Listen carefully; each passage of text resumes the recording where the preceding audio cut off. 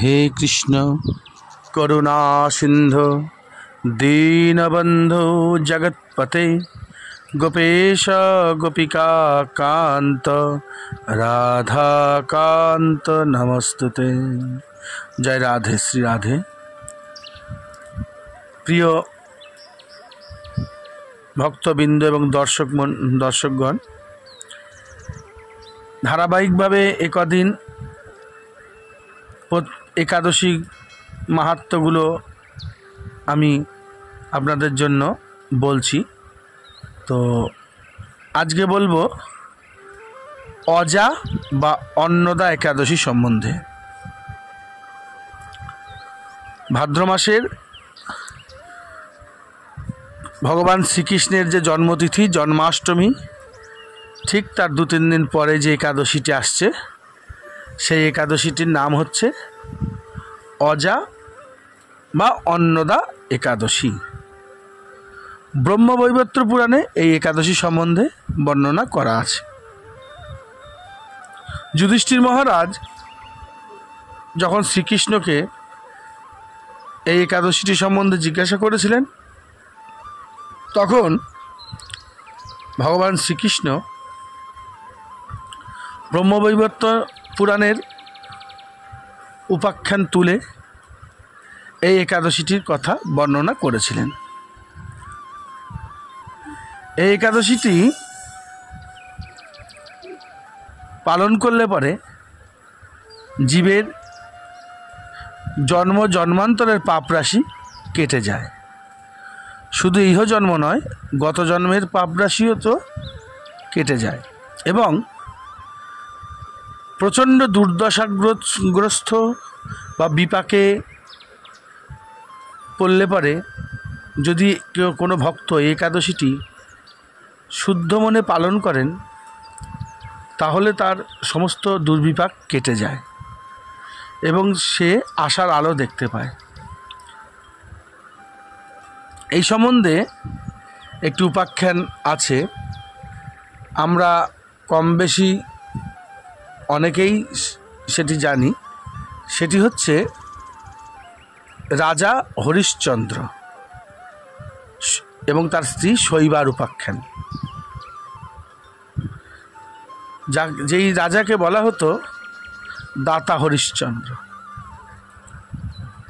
এই রাজা হরিশ্চন্দ্রের যথেষ্ট ধর্মজ্ঞান ছিল এবং তিনি দানশীল ছিলেন। তাই রাজা হরিশ্চন্দ্রকে পরীক্ষা করার জন্য বিশ্বামিত্র মুনি তার কাছে এসেছিলেন এবং দানস্বরূপ বিশ্বামিত্র মুনি রাজার সমস্ত রাজ্য চেয়ে নিয়েছিলেন। রাজা দান করে দিয়েছেন খুশি মনে সমস্ত রাজ্য। এখন দান করার পরে দক্ষিণা দিতে হয়। তো বিশ্বামিত্র মুনি দক্ষিণা চাইলেন। এই দক্ষিণা দিতে যখন রাজা রাজকোষের দিকে হাত বাড়ায় তখন উনি বাধা দেন যে তুমি যখন আমাকে সব দান করে দিয়েছো এর মধ্যে তোমার আর কোনো অধিকার নেই।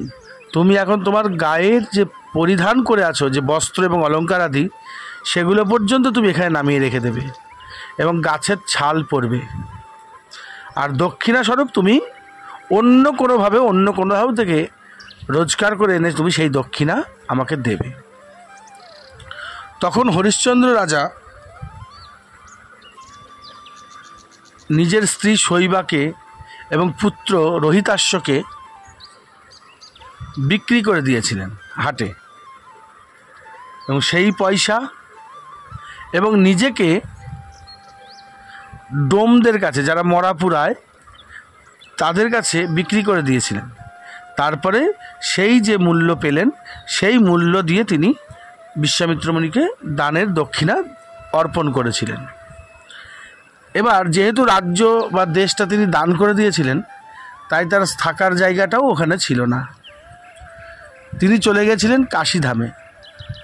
শাস্ত্রে বর্ণিত আছে কাশীধাম পৃথিবীর মধ্যে হলেও পৃথিবীর বাইরে। কাশীধামে হচ্ছে স্বয়ং ভগবান শিবের অবস্থান এবং এটিকে পৃথিবীর স্বর্গ বলা হয়। পৃথিবীর যে কোনো স্থানে দেবতারা যদি স্বর্গ থেকে আসেন তাহলে তাদের চরণ মাটি স্পর্শ করে না, এই মায়ার জগৎ স্পর্শ করে না। একমাত্র কাশীধামেই দেবতাদের চরণ স্পর্শ হয়, এটি শাস্ত্রে বর্ণিত আছে। তাই কাশীধাম ভূখণ্ডের মধ্যে থেকেও স্বতন্ত্র। তাই হরিশ্চন্দ্র সেই কাশীধামে গিয়ে বসবাস করছিলেন এবং শৈবাকে একটি বাড়িতে বিক্রি করে দেওয়া হয়েছিল, তার পুত্রকেও বিক্রি করে দেওয়া হয়েছিল। আর তিনি কাশীধামে ডোমেদের সাথে থেকে যেই মণিকর্ণিকার ঘাট আছে তার পাশেই একটি ঘাটে মরা পোড়ানোর দায়িত্ব পালন করতেন, মরা পোড়ানোর জন্য খাজনা আদায় করতেন এবং ওখানেই থাকতেন। এদিকে এতই দুর্বিপাক, ওই রোহিতাশ্ব মানে রোহিতকে সর্পদংশন করে এবং সে মারা যায়। তখন শৈবা সেই পুত্রটিকে নিয়ে মানে দাহ করার জন্য, শবদাহ করার জন্য শ্মশান ঘাটে যায়। প্রথমে হরিশ্চন্দ্র চিনতে পারে না, ঝড় বৃষ্টির রাত্রে। তারপর মেঘ চমকালে সে আলোতে শৈবার মুখটা দেখতে পায় এবং শৈবাও হরিশ্চন্দ্রের মুখ দেখতে পায় এবং দুজনেই খুব কান্না করতে থাকে এই দুর্বিপাকের জন্য। কিন্তু হরিশ্চন্দ্র এতটাই ধার্মিক রাজা ছিলেন যে শৈবার কাছ থেকেও পয়সা না নিয়ে তিনি ওই শবদাহন করবেন না। টাকা তার মালিক বলেছে টাকা নিতে হবে, অতএব টাকা নিতে হবে। শৈবার কাছে কোনো টাকা নেই, তিনি কান্না করছেন খুব। অবশেষে শৈবা বলেন, দেখুন আমার এই পরিধানের বস্ত্রটি ছাড়া আমার কাছে কিছু নেই, যদি আমার বস্ত্রটি খুলে দিলে আপনি আপনার এই সন্তানকে দাহ করেন তাহলে আমি বস্ত্রটিও আপনাকে খুলে দিতে পারি। হরিশ্চন্দ্র তাই চাইলেন, ঠিক আছে তাই দাও।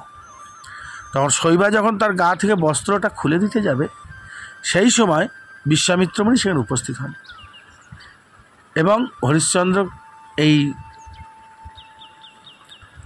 এরকম প্রতিজ্ঞা বা তার এই কর্ম দেখে খুব বাহবা দেন। আর এর পিছনেই কারণটা হচ্ছে, এই যখন এই রকম দুর্বিপাক চলছিল সেই সময় একদিন গৌতম ঋষি হরিশ্চন্দ্রের কাছে আসেন এবং ঋষিরা সাধারণত দয়াবান হন। তিনি হরিশ্চন্দ্রকে বলেছিলেন যে আপনি এরকম দুর্বিপাকে পড়েছেন, নিশ্চয়ই জন্ম জন্মান্তরের কোনো পাপ আপনার আছে, আপনি অজা বা অন্নদা একাদশী ভালোভাবে পালন করুন।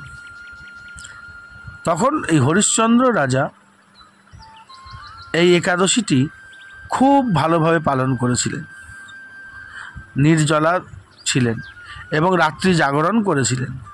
যথাবিধি নিয়মে একাদশীটি পালন করার ফলে তার সমস্ত পাপ কেটে গেছিল এবং স্বর্গ থেকে পুষ্পবৃষ্টি হয়েছিল। ঠিক তারপরেই এই ঘটনাটি ঘটে। সন্তানকে নিয়ে শৈবা দাহ করতে ঘাটে আসে এবং হরিশ্চন্দ্র তার দায়িত্ব বা ডিউটি পালন করছিলেন। সেই সময় বিশ্বামিত্র মুনি আসেন এবং তার উপর খুশি হয়ে তাকে রাজ্য ফিরিয়ে দেন। আর দেবতারাও স্বর্গ থেকে নেমে আসে, প্রত্যেকে হরিশ্চন্দ্রকে খুব বাহবা দেন, আশীর্বাদ করেন এবং তার মৃত পুত্রটিও বেঁচে ওঠে। তারপর তার রাজ্য ফিরে পেয়ে দীর্ঘদিন হরিশ্চন্দ্র, শৈবা এবং তার পুত্র এরা রাজত্ব করেছিল। তো সেই জন্যই মানে এই অজা একাদশীতে ব্রত মাহাত্ম্যের মধ্যে হরিশ্চন্দ্র শৈবার কথাটা আছে, কারণ হরিশ্চন্দ্র রাজা এই ব্রতটি পালন করেছিলেন। একাদশী সর্বদাই সুস্থভাবে সুন্দরভাবে পালন করা উচিত, লোক দেখানো করে পালন করা উচিত নয়। বারবার খাওয়া দাওয়া করতে নেই। নির্জলা না থাকতে পারলে যেই ধরনের খাবারগুলো একাদশীতে গ্রাহ্য সেগুলিই গ্রহণ করতে হয়। নবধান্য, পঞ্চশস্য ইত্যাদি গ্রহণ করতে নেই, শাক গ্রহণ করতে নেই। হ্যাঁ, এরকম মধু, আদা, তারপর কিছু কিছু সবজি আছে বাদ যায়, এগুলো আমি এর আগেও বলেছি।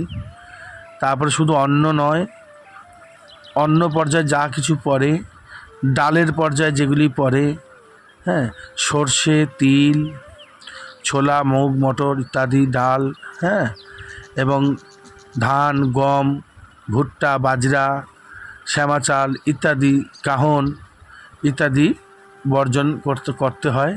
এবং যতটা সম্ভব নিরাহারে থেকে বা সামান্য ফল দুগ্ধ সেবন করে ওই দিন শ্রীহরির নামে দিনটা কাটাতে হয়। সারাদিন জপ তপ পূজা পাঠের মধ্যে থাকতে হয়, দিবানিদ্রা ত্যাগ করতে হয়। এখন তো রাত্রি জাগরণ করেই না অনেকে, যাই হোক সেটা না পারলেও তো কিন্তু পরের দিন ঠিক যথাসময়ে পারায়ণটি করতে হয় এবং দ্বাদশীতে পারায়ণ অন্ন দিয়ে করতে হয়। অন্নের অভাবে চিড়ে বা চাল গোবিন্দর কাছে পুজো দিয়ে সেই প্রসাদ মুখে দিতে হয়। আর তার থেকেও একটি সুবিধাজনক ব্যাপার আছে, সেটা হচ্ছে পুরীধামের যে জগন্নাথের যে শুকনো যে অন্নটি পাওয়া যায় মহাপ্রসাদ, সেই মহাপ্রসাদ ঘরে রেখে দিলে সেই মহাপ্রসাদ জগন্নাথকে স্মরণ করে মুখে দিয়ে পারায়ণ করা যায়। একাদশী পালন যেমন জীবের একটি গুরুত্বপূর্ণ কর্তব্য এবং দায়িত্ব এবং অবশ্যই করা উচিত, ঠিক তার পারায়ণটিও যথাযথভাবে করা উচিত।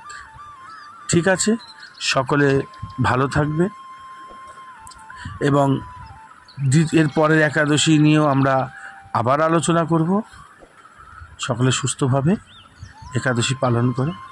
হরে কৃষ্ণ কৃষ্ণ কৃষ্ণ হরে হরে, হরে রাম রাম রাম হরে হরে। হরি বল হরি বল হরি বল।